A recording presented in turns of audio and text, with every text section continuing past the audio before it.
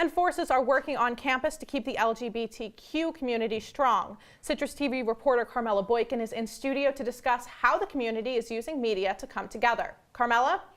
Thanks, Gabrielle. October is LGBTQ History Month, and the SU Resource Center held a conference on Saturday to highlight queer and transgender people of color. Titled Queering Airwaves, the event focused on telling stories of the community through different media platforms. A feature was podcasting duo Nikita and Money, who recorded a live podcast episode for their show, Queer Walk. Money McEachern says an essential part of their job is connecting with others. It's so important to have a community, when you're doing stuff. And I know my experience of being a queer woman of color, but I know there are numerous different ones. Co-host Nikita Slade says Queer Walk is unique because it brings together traditionally separate communities. When you see podcasts, you'll find a lot of things, just things in general. You'll find things for people of color, things for women, you'll find queer people.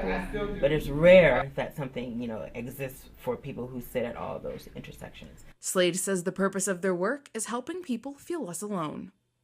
We want people to know that they're not the only ones out there, especially queer women of color, but queer trans people of color in general. McEachern says both their podcast and Queering Airwaves are about far more than themselves. I've realized that in real time, we create LGBT history. We always watch these videos on YouTube of queer elders talking about things they did in their youth, and we're actually doing that right now.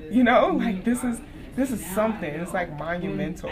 But at the end of the day, Slade says it's about bringing people together and having a good time.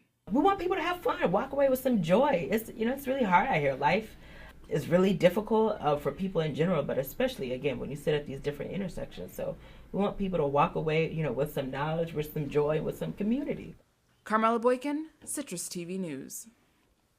For more information about events happening on campus for LGBTQ History Month, visit lgbt.syr.edu. Back to you guys. All right, Carl.